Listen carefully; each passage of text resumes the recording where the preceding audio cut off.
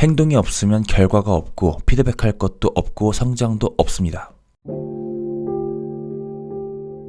주변을 둘러보면 하나를 하더라도 특별하게 해내는 사람들이 있어요. 한 분야에 정점을 찍은 사람, 우리는 그들을 고수라고 부릅니다. 그들은 스스로를 딱히 열심히 광고하지 않지만 주변 사람들이 알아서 입소문을 내기도 하며 사람들은 그들을 찾아 나서기까지 하죠.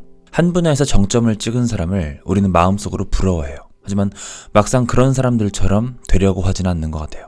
오히려 이런 말을 하곤 합니다. 쟤는 원래부터 그랬을 거야. 원래부터 저런 재능이 있었을 거야.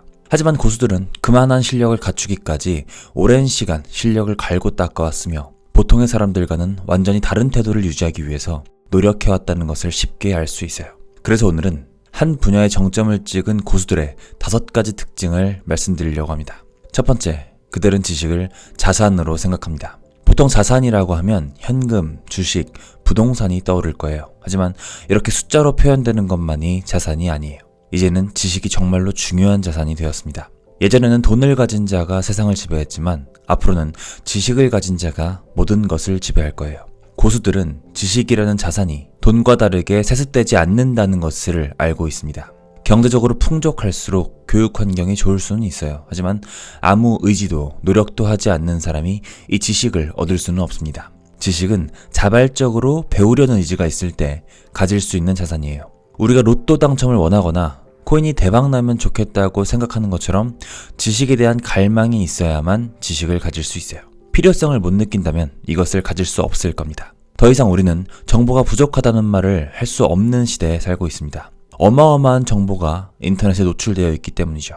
따라서 가장 중요한 것은 어떤 정보를 흡수하고 싶은지, 어떤 정보를 소화하고 배설할 것인지를 확실하게 하는 겁니다. 이것을 저는 지식의 신진대사라고 말해요. 세상을 바라볼 때 호기심을 가지고 모든 것에서 배우며 배운 지식과 경험을 정리하고 공유하고 피드백까지 하는 것. 이것이 바로 지식의 신진대사를 제대로 하는 방법이에요.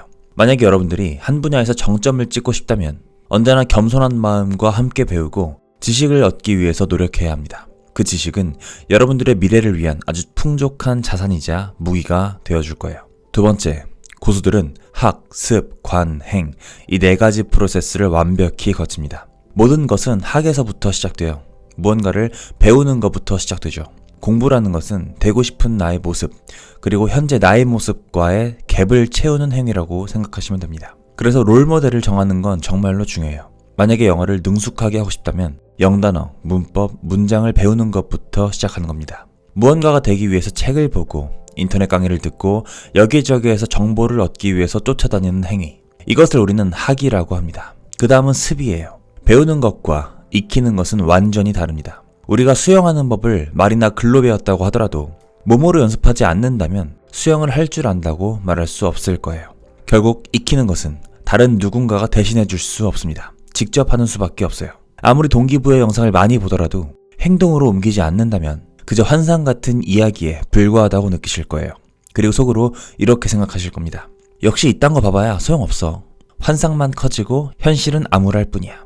이런 생각이 든다면 자문해 볼 필요가 있어요. 과연 내가 배운 것을 토대로 행동으로 옮겨본 적이나 있는지 말이죠. 행동이 없으면 결과가 없고 피드백할 것도 없고 성장도 없습니다.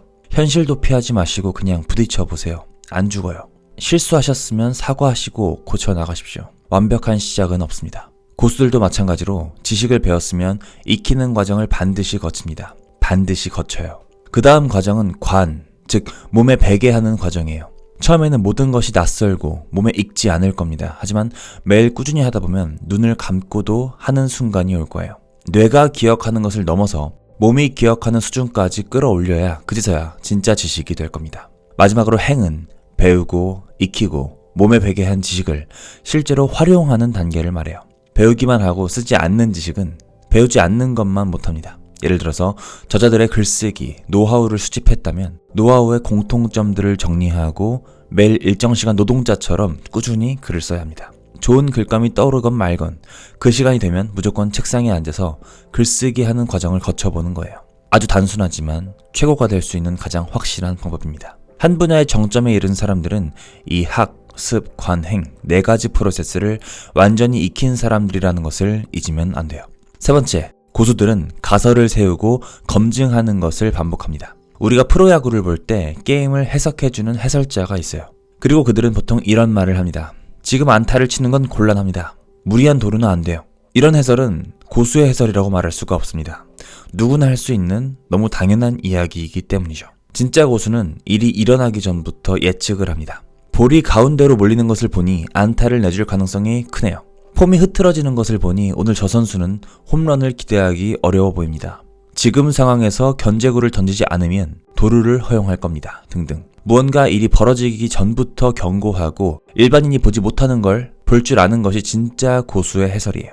2002년 월드컵 4강 신화의 주역 히딩크 감독은 바로 대표적인 전문가입니다. 한국 축구는 정신력과 체력은 좋지만 골 결정력이 부족하다라는 막연한 분석 대신 그는 정량적으로 새로운 분석법을 제시했습니다. 프랑스, 이탈리아의 인류 선수가 100이라면 한국 축구는 힘과 지구력 50, 기술 85, 스피드 80, 자신감 60, 국가와 축구에 대한 사명감 99 이런 식으로 평가한 거죠. 이런 분석을 바탕으로 히딩크는 체력의 중요성을 강조했고 체력 훈련에 집중했어요. 하지만 월드컵이 얼마 남지도 않았는데 한가하게 체력 훈련이나 한다는 우려를 피할 수는 없었습니다. 그럼에도 불구하고 그는 전문가다운 분석을 통해서 결국 좋은 성과를 거둘 수 있었어요. 그는 축구 선수 시절에 인류 선수 출신은 아니었어요. 하지만 그렇다고 해서 전문가가 될 수 없는 것은 아닙니다. 그는 실전 경험을 통해서 엄청 많은 연구를 해왔고 날카로운 눈을 가지기 위해서 열심히 배웠습니다. 전문가가 되기 위해서는 가설과 관찰이 필수예요. 스포츠 전문가가 되고 싶은 사람은 경기를 볼 때 별 생각 없이 보는 게 아니라 계속 추측하며 볼 겁니다. 추측이 틀리면 가설을 다시 세우고 다시 관찰합니다.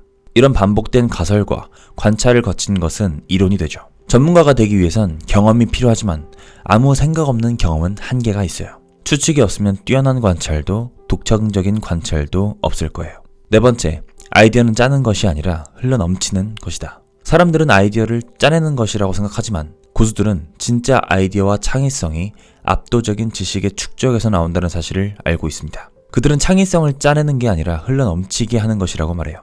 가장 먼저 해야 하는 것은 정보의 원천을 깊게 탐구하는 겁니다. 그리고 나서 이 정보를 가공하는 과정이 필요해요.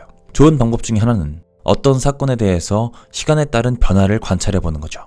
만약 여러분들이 워터파크를 운영한다면 날씨와 매출을 함께 관찰해볼 수 있을 겁니다. 여름에 비가 너무 많이 오면 매출이 줄어들거나 하는 등의 날씨에 따른 매출의 변화가 있을 것이며 이들의 상관관계를 찾아보는 거죠.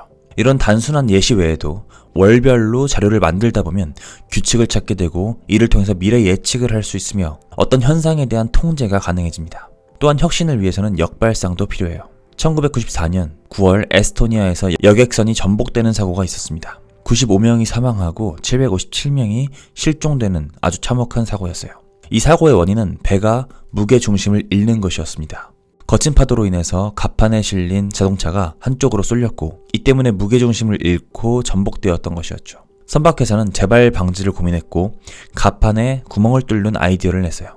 해수가 이 구멍을 통해서 밑바닥으로 흘러 들어오면 배의 밑바닥을 무겁게 해주기 때문에 무게 중심을 잡기 쉬울 것이라는 아이디어였죠. 그들은 피해만 준다고 생각한 해수를 역으로 이용한 것이었고 이것은 기존의 생각에 대한 역발상의 예시라고 볼 수 있죠. 뉴턴은 사과가 나무에서 땅으로 떨어지는 게 아니라 지구가 사과를 당긴다고 생각했고 이 역발상을 통해서 만유인력의 법칙을 발견했습니다. 고수들은 먼저 정보의 원천에 접근하고 그 정보를 시간 순서로 혹은 역으로 생각해보는 것을 잘합니다.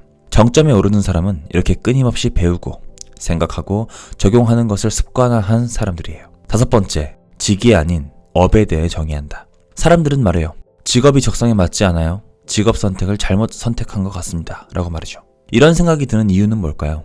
그것은 직이 아닌 업을 제대로 정의하지 못했기 때문이에요. 업을 제대로 정의한 기업에는 풀무원이 있습니다. 풀무원은 처음에 두부와 콩나물을 파는 회사로 유명했어요. 하지만 풀무원은 더 이상 두부와 콩나물을 파는 회사가 아닌 정직과 신뢰를 파는 회사가 되었습니다. 사람들은 풀무원의 두부와 콩나물을 사지만 알게 모르게 고객들의 인식 속에는 풀무원의 제품이 다소 비싸더라도 맛있고 건강한 식품을 파는 회사라는 생각이 있어요. 고객들은 풀무원 제품이 믿을만하고 생각하기 때문에 풀무원의 제품을 구매하는 겁니다. 유한 킴벌리는 어떨까요? 유한 킴벌리는 단순히 티슈와 기저귀를 파는 기업이 아니라 윤리와 환경 철학을 파는 회사예요. 유한 킴벌리 고객은 친환경 제품에 더 열광하고 신뢰하게 됩니다. 이렇게 업을 생각하다 보면 세상이 다르게 보일 거예요. 보험회사는 보험 서류가 아니라 안심을, 술집은 그냥 음식과 술이 아니라 즐거움과 편안함을 파는 곳이에요. 만약 호텔을 운영하는데 단순히 요식 아니면 숙박업으로만 정의한다면 하는 일은 단순해질 겁니다. 방 청소, 조식 메뉴 개발 딱 이 정도일 거예요. 하지만 만약 추억 재생업이라고 정의한다면 어떨까요? 유명한 배우가 묵었던 방, 또는 유명한 가수가 즐겨 찾던 메뉴, 이런 식으로 말이죠. 고객은 서비스 그 이상의 가치를 느끼게 될 거예요. 꼭 기업이 아닌 개인일지라도 자신의 업에 대해서 정의를 내릴 수 있어야 합니다. 오늘은 한 분야에서 정점을 찍은 사람들의 특징 5가지를 알아봤어요. 첫 번째, 지식을 자산으로 생각한다. 두 번째, 학습, 관행. 이 4가지 프로세스를 완벽히 거친다. 세 번째, 가설을 세우고 검증하는 것을 반복한다. 네 번째, 아이디어는 짜는 것이 아니라 흘러넘치는 것이다. 다섯 번째, 직이 아닌 업에 대해서 정의한다. 이 5가지 법칙들을 기억하시고 가장 자신 있는 분야를 만들어 나간다면 성공에 조금 더 빠르게 다다를 수 있지 않을까라는 생각을 해봤어요. 저는 성공 최적화 컨설턴트라는 타이틀을 만들었고 각자가 성공으로 가는 길에서 더 이상 헤매지 않도록 돕는 일을 하기로 결정했습니다. 여러분들은 어떤 분야의 전문가가 되고 싶으신가요? 그리고 여러분들의 업은 무엇입니까? 오늘의 영상은 윌라 오디오북 고수의 학습법이라는 책을 듣고 영감을 받아서 제작했습니다. 3개월 전에 윌라 오디오북과 제휴해서 쿠폰 혜택을 나눠드렸었는데 600명 이상의 구독자분들께서 가입해 주셨고 대체적으로 긍정적인 피드백을 주셨어요. 그래서 윌라 오디오북과 협의 끝에 수량을 좀 더 받아올 수 있었습니다. 윌라 오디오북은 운전할 때, 집안일 할 때, 그리고 저 말고도 누군가가 좋은 이야기를 해주면 좋을 것 같을 때 시간을 효율적으로 사용할 수 있는 가장 좋은 툴이라고 생각해요. 아직 사용해보지 못한 분들께서는 영상 댓글 링크를 통해서 한 달간 무료로 체험해보시는 것도 좋을 것 같습니다. 여러분들이 성공하는 길에서 헤매지 않도록 최선을 다해서 돕는 동기부여학과가 되겠습니다. 감사합니다. 지금까지 동기부여학과였습니다.